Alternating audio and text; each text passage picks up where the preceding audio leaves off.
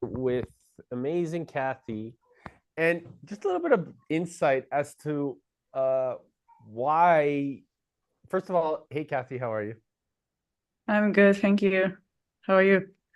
Amazing. So, for those that are tuning in or watching back or uh, curious about why we're doing this, as you see, we're really noticing inside of culture the importance of coming together online, in business. And I think that Kathy and I have had met uh, months ago, maybe even a year now.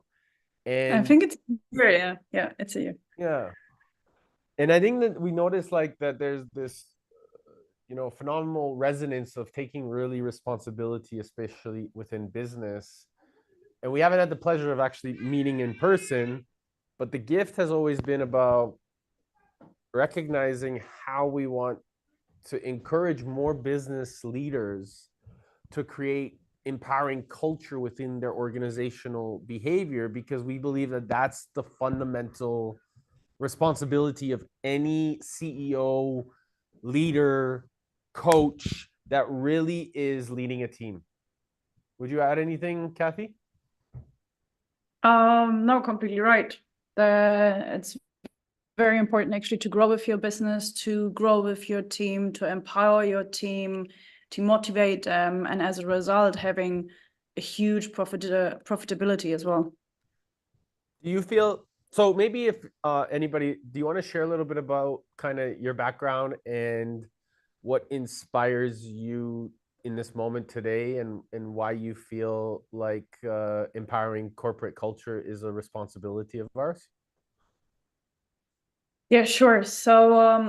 I've been working in a lot of corporate companies since the age of 25, so nearly 7, 8 years right now. I started working for big corporate companies in Germany, and I always been working very closely with the CEOs or managers together. And when I started my own business 3.5 years ago, I worked with companies together as well, corporate companies, huge companies, Danone and Alpro in Germany. And I realized that the managers and the team, the performance of those teams really depends on how the CEO or all the managers of those teams are performing as well. So if they are, as a leader, are able to perform or are able to lead, obviously the team is going to follow as well. So I think it's very much important to talk about how do you lead your company, your team, in order to motivate them and in order, of course, to have a very big impact in your company and to have this results you're actually seeking for.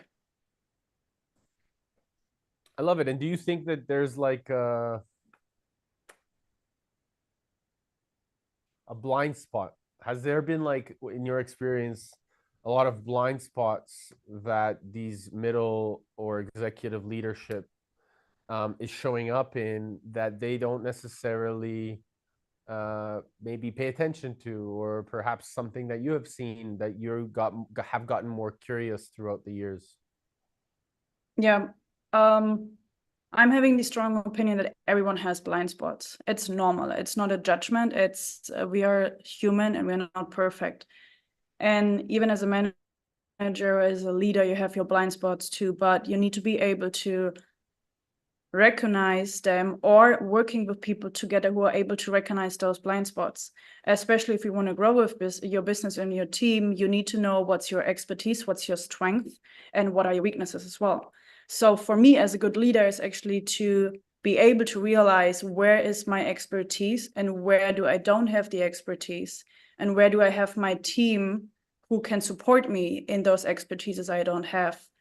And I think most of the leaders I work together, they have this opinion of I need to know everything and I need to handle everything on my own. And that's the perception of maybe even I can do everything better. But a leader who's really transforming your team and yourself, this kind of leader, he would think like, I know I'm not perfect, and I know I have a lot of people out there who have a better expertise, for example, in marketing, and I'm more the expert in sales. or I'm more the expert in leading a team, but I'm not very good in accounting. And those blind spots are necessary to identify. And I think it's very important in this process to be aware and have the self-consciousness to even realize them. I think that's the greatest like piece of the puzzle is literally this morning, I'm having a meeting and there's so many brilliant people in the room. And it's beautiful to just say, hey guys, I don't get this. Can you explain it to me? Or hey guys, how would you guys approach the situation? And I think that level of vulnerability and authenticity inside of a business setting, it creates empowerment for everybody to really show up and ultimately redefine the way business is done, the way communication is created, the way solutions come about. And so I think that's kind of the fundamental experience that I don't believe is happening enough. And maybe not just in corporate, but in community and in government, in a lot of different kind of perspectives. So these 9 principles that we've put together are here to really help us all refine how we can empower people within our organizations to change their language, encourage them to speak out, but also have the audacity as leaders to listen. What do you think? Yeah, 100%. I just want to add something what you said before. When a leader comes into the room or your CEO and is actually sharing like, I don't have the solution right now, or I'm struggling maybe even, so showing this vulnerability, what you just said, I think that's a very, very big strength. And people believe it's actually a weakness to share this opinion.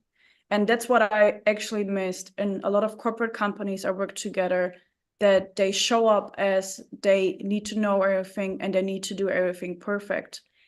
And in the way of coming into your team with this kind of attitude is making your team maybe a little bit, let's call it not empowered, the other way around, maybe even. So if you come into a room as a leader and you probably pretend that everything is okay and you are perfect and you know it, then maybe your team feels like they need to do everything perfect as well. And there is no room for making mistakes or no room for showing who you truly are and bringing up new creative ideas. Because those creative ideas, they're going to be developed actually in a room of chaos. And when you feel maybe not that you need to do everything perfect. In a room of chaos, in a room for imperfection, a room for, I can try. And then there's actually coming a solution up, or a solution is coming up when you don't expect it. And that's all transformed by the leader. That's what I truly believe. I 100% agree with you. I find that the first stage is the first stage of any principles is really honing in on that vision and mission and really being able to enhance that space of co-creative capacity. And I find that the more that we take that in any behavior, right, like this definition reflects purpose, reflects values, reflects authenticity, reflects what really resonates at a core essence for most people. And so I believe that when there is enough curiosity about what's happening in the collective room, yep, and you define that with purpose and with intention, then everybody feels like they're seen, they're heard, and they're understood. So essentially the first stage of organizational empowerment that can be created in any culture, in any organization, in any community is really having definite chief aims. So like Napoleon Hill, he calls this definiteness of purpose. But focusing that vision on definiteness of purpose will allow people to say that they feel, see, hear, know that they're working towards a greater chief aim in life, and it will encourage them to want to be involved. Yeah, 100%. I recently read the study as well. I don't know how many corporate companies have been involved in Europe, but I think it was one, let's say 2000 or 3000. And they asked the CEOs or the people working in the companies, do you know what the vision of your company is? And surprisingly, I think not even, it was not even 35% who knew what the vision of the company is. It's not shared within the employees. It's not shared within the team. Not even the CEO himself, he didn't know it. And I believe when you work for a company and you have very important big goals, you should know why are you doing this even for. It's not always about the revenue and the money and the growth. It's as well about where is this heading to? What kind of impact do we want to make in the world?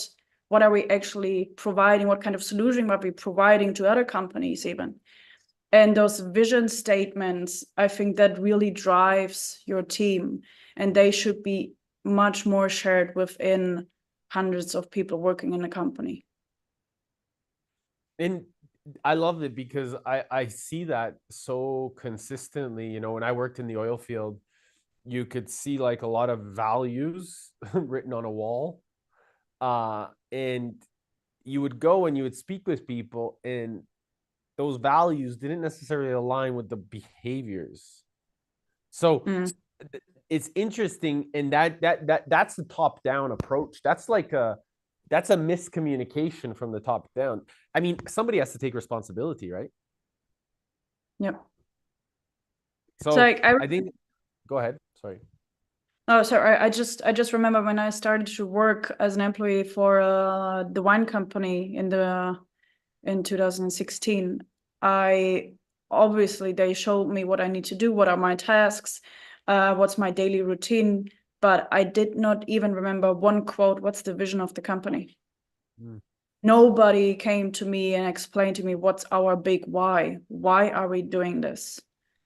Eventually, I would find out by a couple of months working there, but this why, nobody shared it. And this big why of a company can drive your whole team.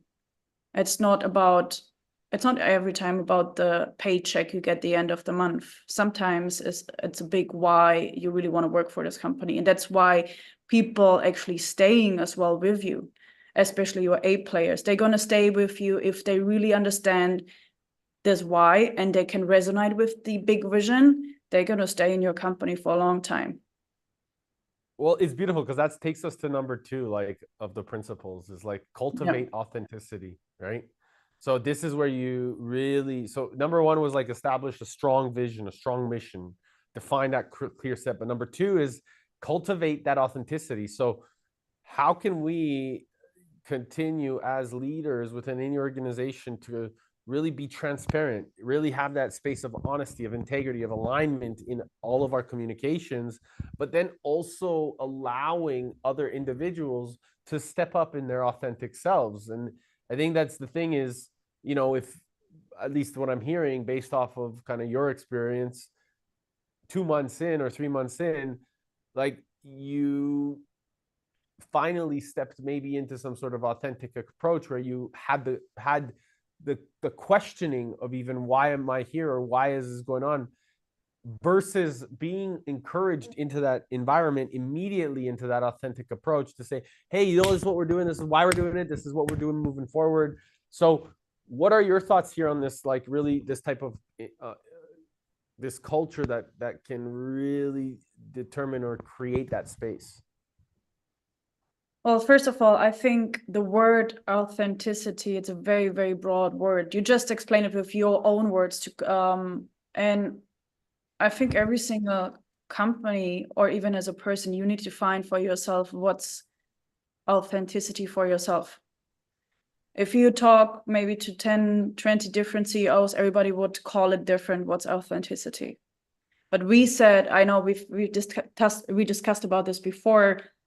I would say authenticity is the room for making mistakes and the room for being human, showing emotions, and even sharing maybe your challenges and your difficulties. And we all have been taught, and I know it still exists in a lot of corporate companies, that you're not allowed to show your emotion. I remember sales negotiation.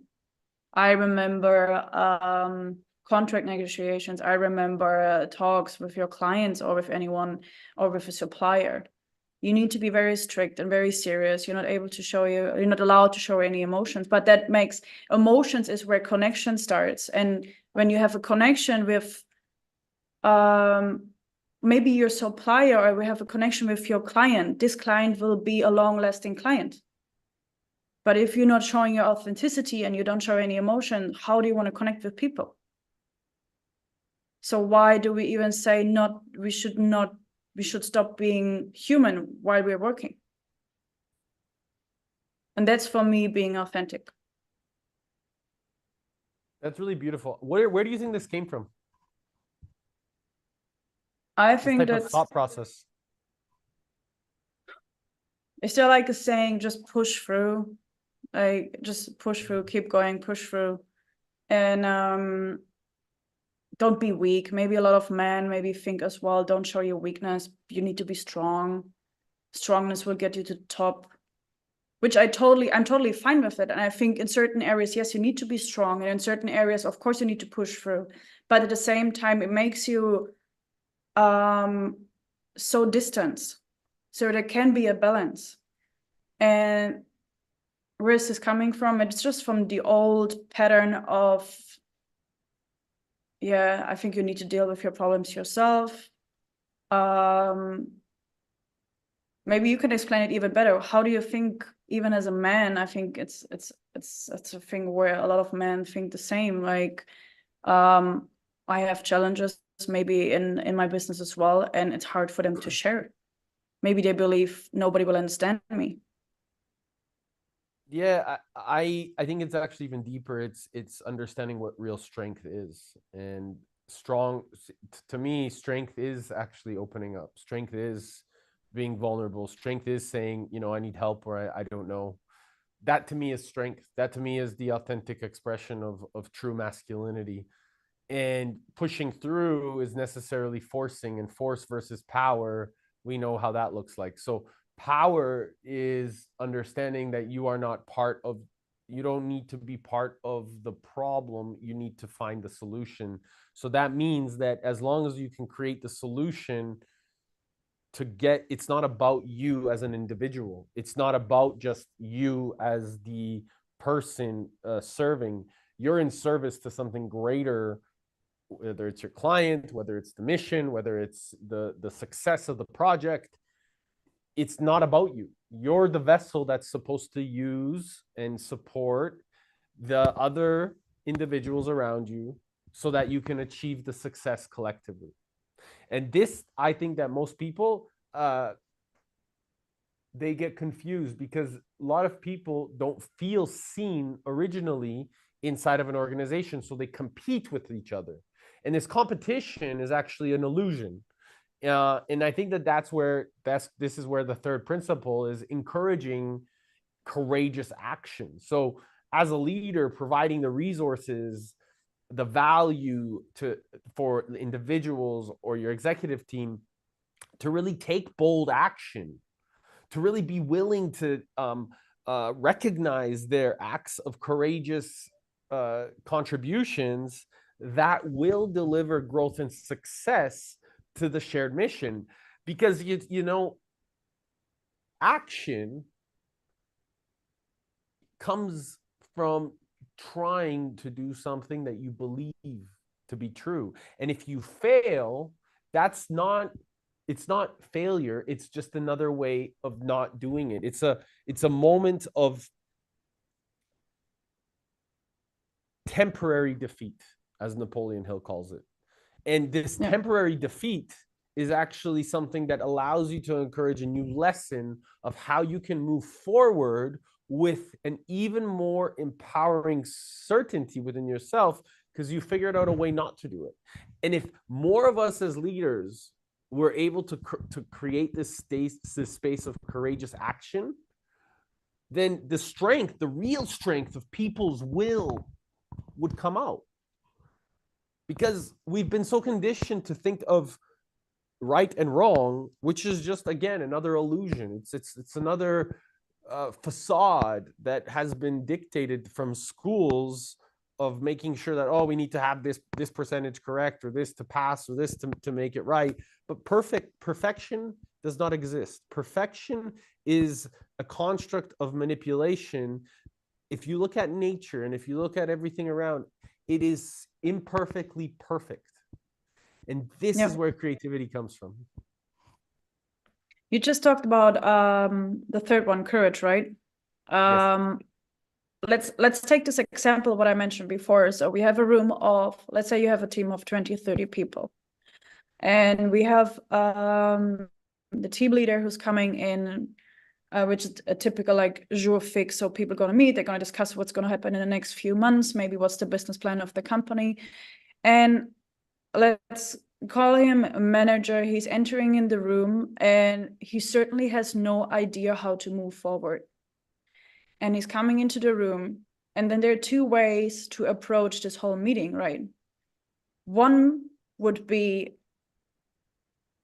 pretending that he has everything under control, coming in and making something up and trying to figure out something to move forward within his team. Because maybe he doesn't have any skills to do it differently. Another way would be, and that's why I say courage, for me in this situation would be, maybe he has the courage to show up in front of his team of 20, 30 people and saying, you know what, I'm going to be honest, I have no clue how to move forward right now. Maybe he feels when he steps into this room, in this moment he's saying this, could be that he has the feeling of, maybe I'm showing my weakness right now. Maybe I show that I'm not able to lead my team. But when you see it from a different perspective, maybe he has a lot of courage and he opens the room for creativity, that people, the 30 people, they gonna stand up and they say, look, we're gonna figure this out together as a team right now. And we're very happy and glad and grateful that you actually share that you're not the only one who needs to make the decision by himself all the time. So this whole meeting can turn out completely differently. He could be, he has the courage to show up. He's even saying, I don't have any clue how to move forward. And he's probably asking for help. And there are 30 people in the room with him, 31 people, and they will definitely find a solution. But you create the space of that people are starting to thinking in results and coming up with solution instead of focusing on the problem. How do we going to move forward? But that needs to have a lot of courage and maybe change of perception as well, that this person, the manager, is coming up not with a weakness, with a lot of courage and strength to actually share his situation at the moment. And he's still a leader and he still leads, because at the end of the day in this meeting, he's going to decide with his team how they're going to move forward. I have this Spanish sun in my face. All good. Maybe, but this way, I don't know. You're going to see me enlightened right now. Yeah, it's all good. So I think that this is a huge part of, like, because when he goes into the room or she goes into the room, this is a big part of their value creation, by the way. So the strong leader or manager recognizes, from my perspective, the gift of that strength. That's one of their values, right? Is that they're able and willing to, with this courageous action, is to walk into any room and say, okay, guys, we have this solution, we have this problem, we have these experiences. I have all of you guys here. I am going to workshop with you guys how to really integrate and innovate so that we can create a proper product, a proper offering, a proper service or solution to really address the genuine needs of how to bring that tangibility into reality and we can do this together. But I'm gonna structure this. I'm gonna hone in on what we need to do or who needs to say. But at the same time, everyone's open to hearing and speaking. But that's the thing is, and even sometimes you just sit there and listen to what everyone else is saying for a while, and then you inject or insert where you need to. But the thing is that, again, from my hallucination and what I've seen in the corporate world, people like to hear themselves speak. So instead of listening, there's a lot more speaking. And I think that one of the greatest things that a leader can do that manages a team, that create is this is called the law of the mastermind, right? Like when you're able to have, 12, 13, 20, whatever people speaking with a level of engagement, you're then capable of observing the situation, the feeling, the experiences, the understanding, the self. And this is the value creation that then you bring to your organization. What are your thoughts? Yeah, 100%. Exactly what you just said. It's more, everybody likes to speak, and everybody thinks when you speak, you have the situation under control. But a different approach would be, like you said, listening and asking the right questions. Less speaking. If you want to have a team which is motivated, empowered, and thinking in results, I would definitely encourage to ask more questions, to be more the listener, to find those blind spots within your team. How do you want to find blind spots when you keep speaking?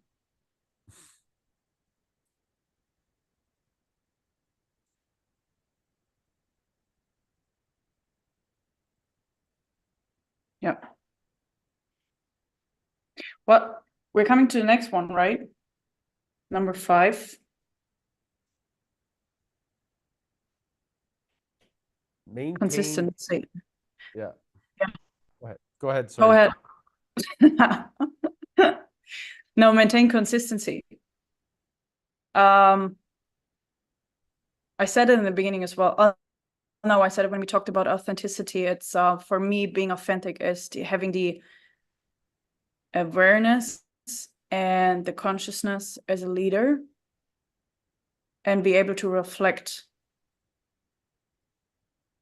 And a very, very important point is being compassionate with your team, but also, and it's even more important, with yourself. I think if you're able to show yourself true compassion, then you are able to show it to other people as well. So it all starts within you. And that's what a lot of people don't understand. They always look for solutions outside, and they look for the support from the outside. They look for the love from the outside. They look for the result in the outside. But I think it all starts with you. But how do you want to feel compassion if you can't feel it yourself first? It's very hard.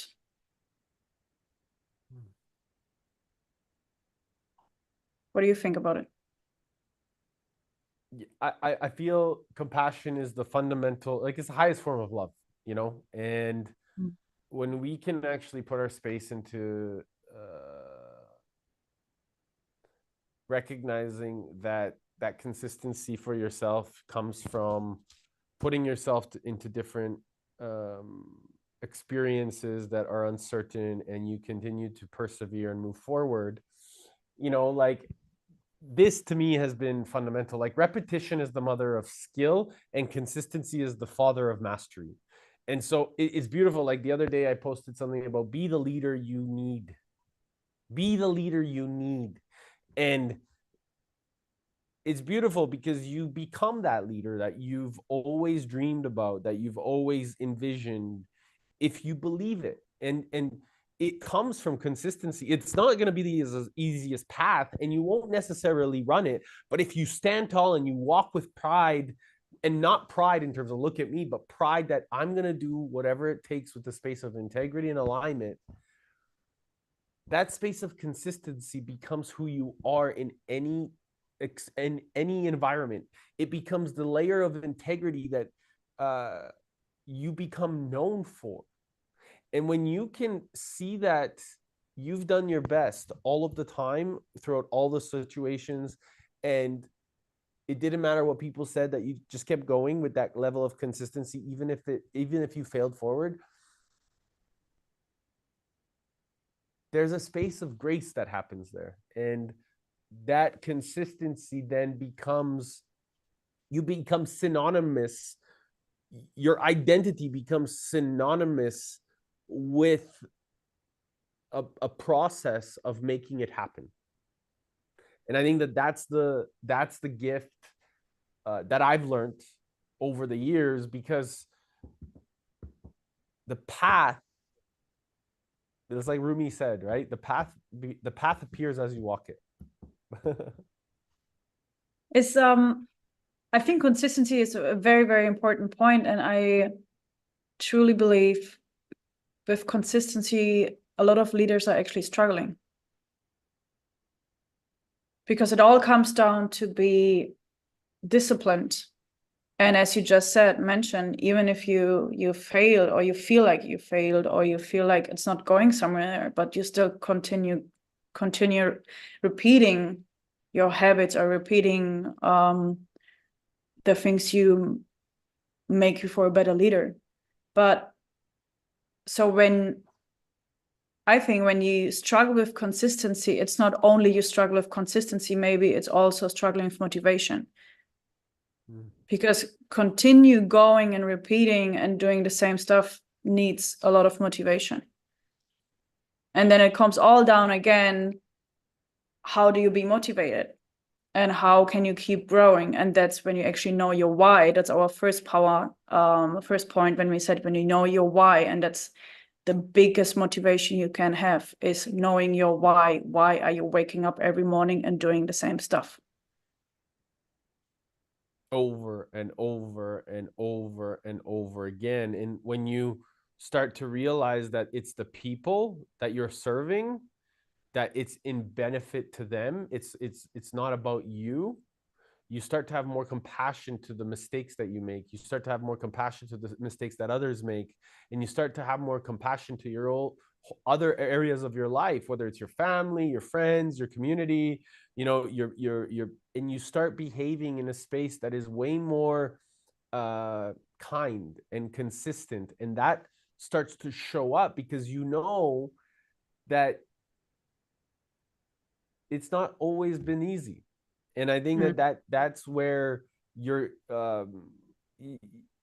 like it allows you, from my perspective, it allows you to really see others for who they are, but then also it allows you to mirror back a higher version of yourself as a leader.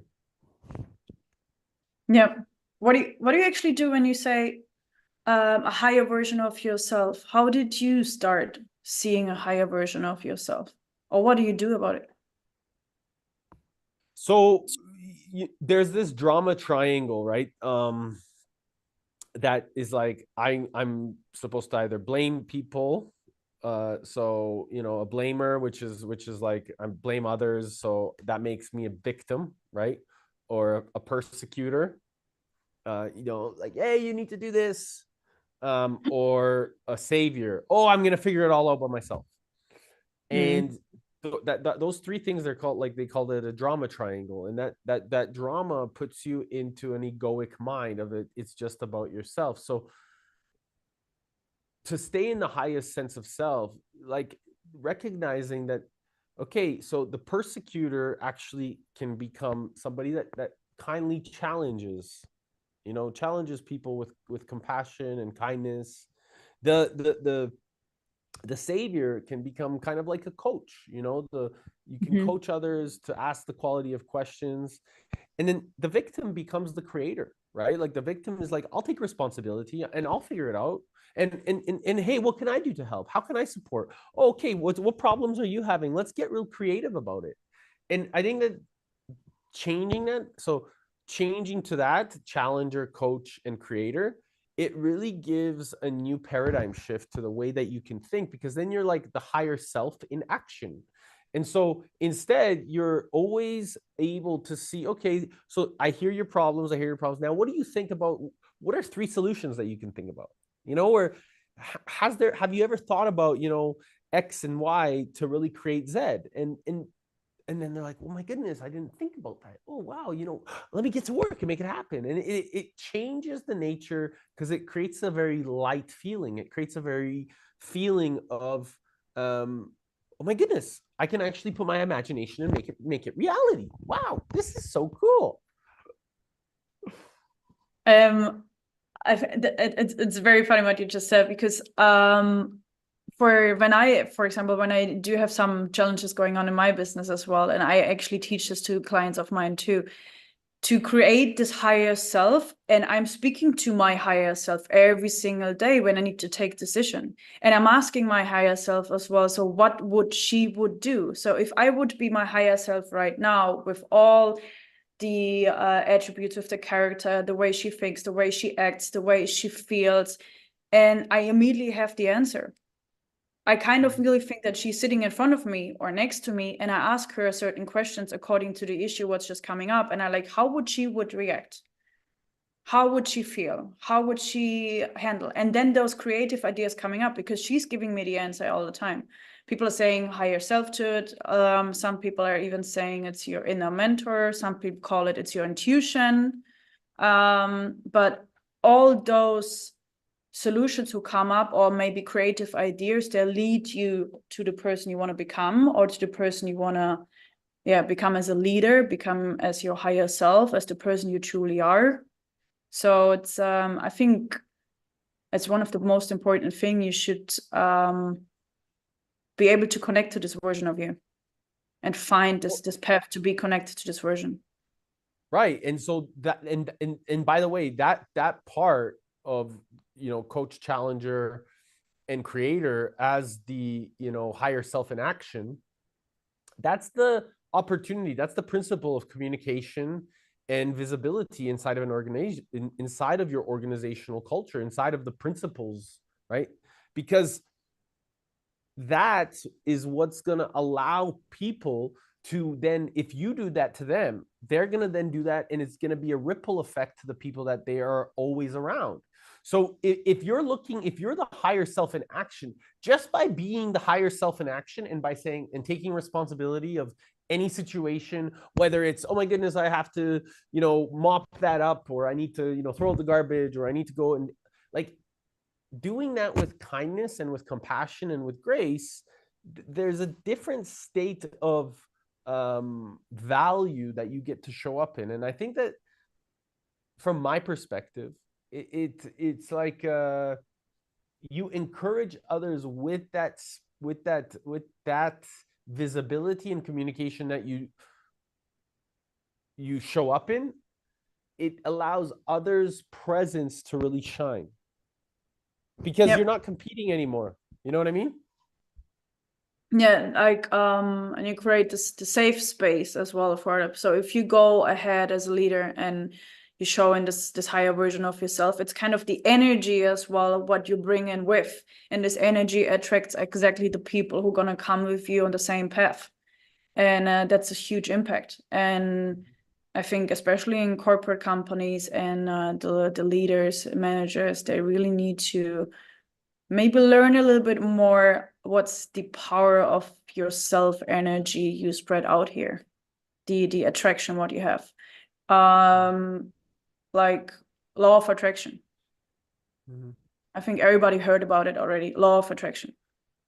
And but when it comes to corporates and numbers and goals and visions or tasks you need to do daily, you're most of the time in this routine world, in a state of just doing, which is necessary, but where comes the state of maybe more trusting and attracting and drawing the power you want to have to you. In this room to create this room or this space, I think it's not so easy. What do you feel can drive that ease and grace? Could it be the next principle, which is impact? Yeah, we said impact.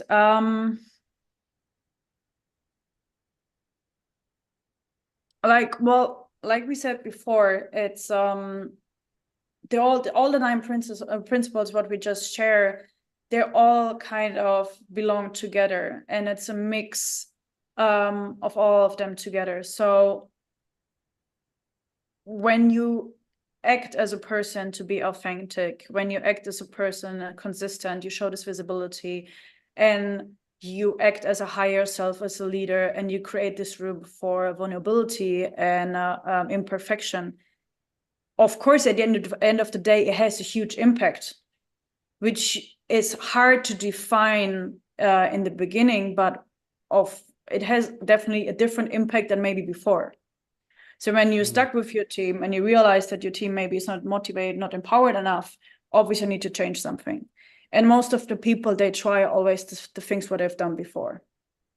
So why not trying new ways as a leader and maybe trying a different approach, which leads to a different outcome and is definitely making a different impact as well. And yeah, but again, it takes a lot of courage. What we talked about it before. Well, I think that because of that impact that you're talking, you start to, as a leader, you start to really recognize, okay, now that I'm seeing this shift in the way that I'm behaving, I've taken courageous action, you can then bring that broader outside of the organization and have a bigger impact on the community at large, or your family, or your relationships, or broader society as a whole. And this then encourages activities, because it's like, if your culture is enhanced within an organizational behavior, and you're able to then make impact on the way that people are communicating with each other, and you're being the example within that organization, well, now they're taking that back to their families. They're taking that back to their home, to their children.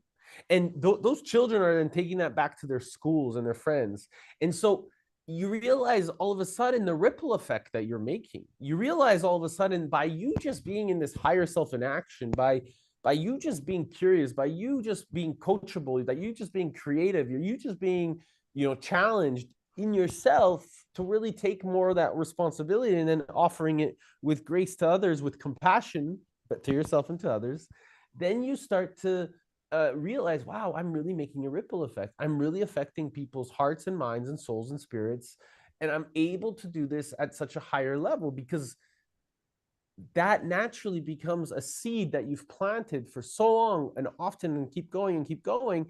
And it's the feeling that people actually will remember more than what you say. And this, I think, becomes the greatest shift, and a responsibility that I believe all of us have. 100%. I just thought, like, we're so many hours in the week. We're so busy with our work, right? Even especially as a CEO as well. All of them are super busy. A lot of them, they're hustling as well. They have meetings all over. They fly from one place to another, and they talk to so many people. And when you start, like you said, when you start act as your higher self and bringing in this new energy at work, automatically, of course, you will bring this home too. You bring this to your family, like you said as well. Why making a switch like, okay, I'm now at work and now I'm at home? It's very hard for a person as well to switch all over every single day. You're going to be 10, 11 hours working, then you come home and you're exhausted and you need to switch again. So why pretending to be a different person at work? Why not pretending to be you and to be you at home? I think that's there's no, why should be a border between work and home?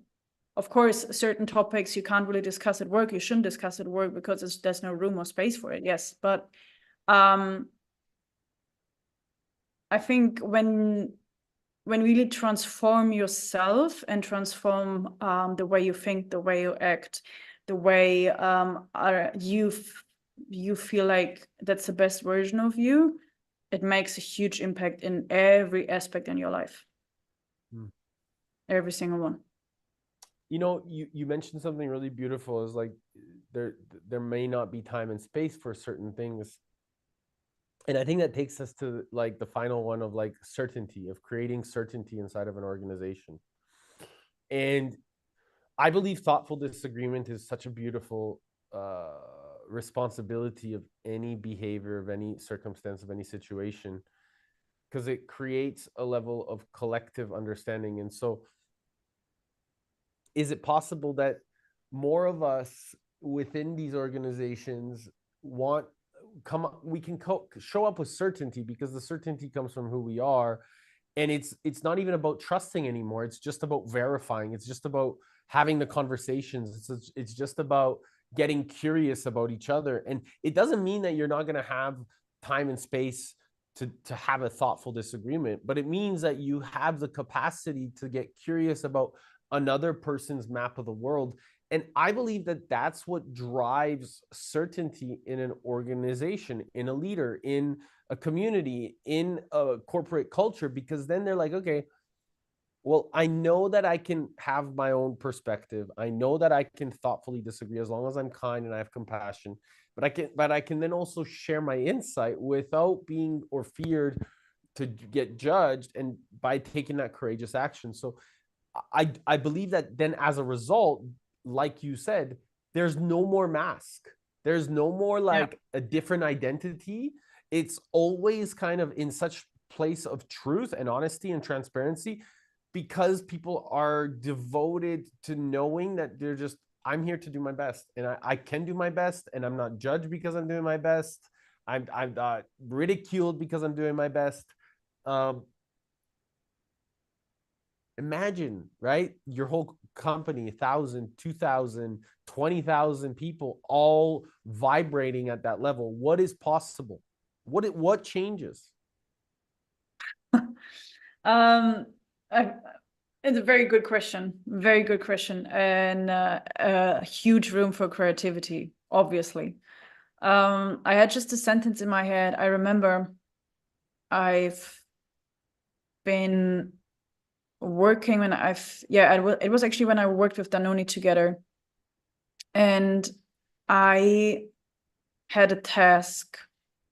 And this was very cool, actually. So the manager, he came to me and he basically said, that's what we want to achieve at the end of the month, or the end of the 2 months.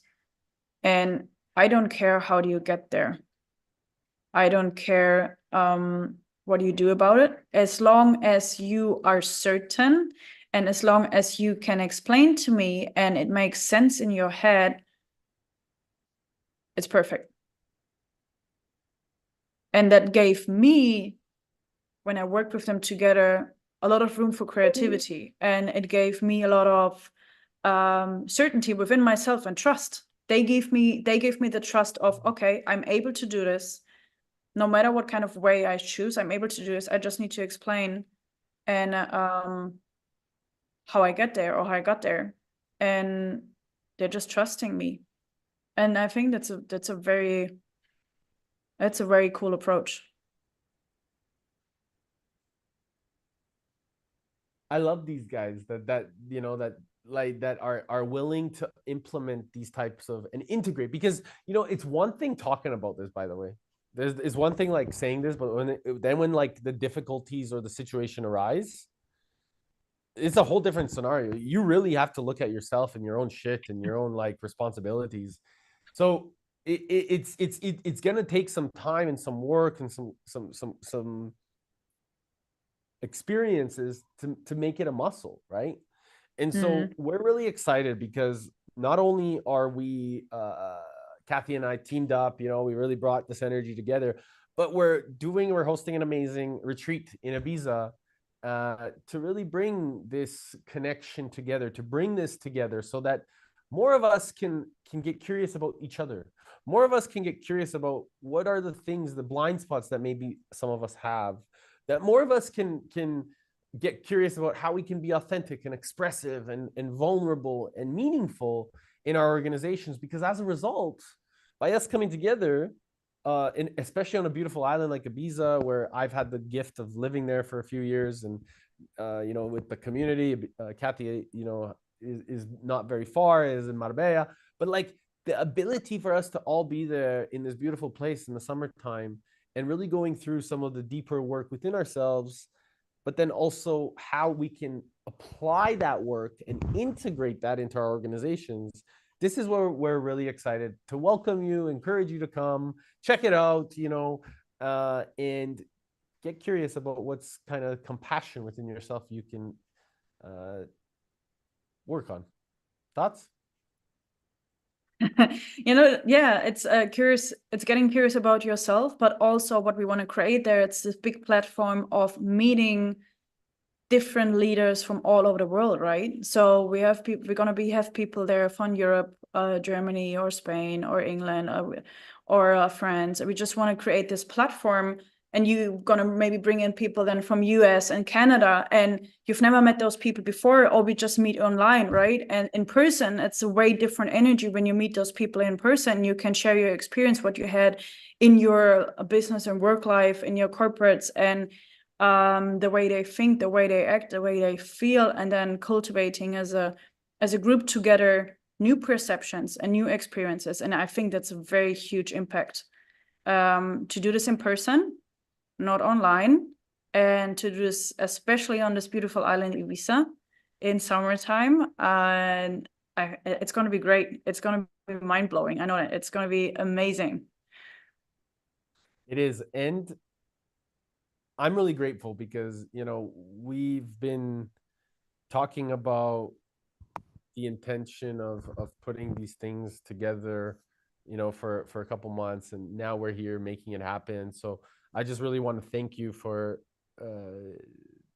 being the mirror that I needed to really continue to bring this to life and continue to work together, and just us putting things, making it happen, moving forward, having conversations. So this is something that we all need, I believe, is to support more of each other in our movements as we go through, so that we can just learn from each other, because there's so much value in doing things as a team. There's so much value in doing things as a community. There's so much value in learning from each other, because so many of us used to think that we need to do it by ourselves. And as leaders, I know that whether you're, again, doesn't matter how many people are you're leading, you don't have to have all the answers, and this is a place for that ability for you to just kind of let go and trust that there are going to be people there that can help you finesse certain problems or experiences that you haven't been able to open up to in the past.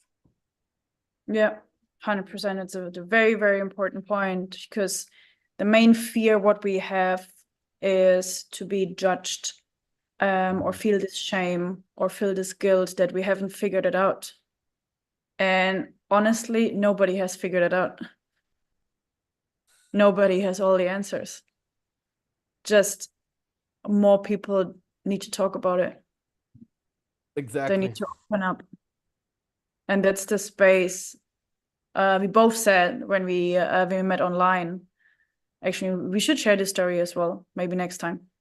How we created this event and what's actually our big vision and why as well, what we want to do with this event as well, what's all about. But one of the biggest why is actually that we create this safe space. That's what I say. I think you agree. Yeah. Creating the safe space to be fully vulnerable, opening up, and sharing the challenges you have as a leader, and being seen.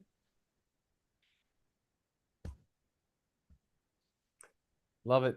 So if you guys are watching, check it out. Click the link. There's a link to check out and have any more curiosity, or if you want to know more about the information, just reach out to us, let us know. And we're coming back every couple days to share different insights about how valuable, you can continue to navigate within your organizational behavior. Thank you.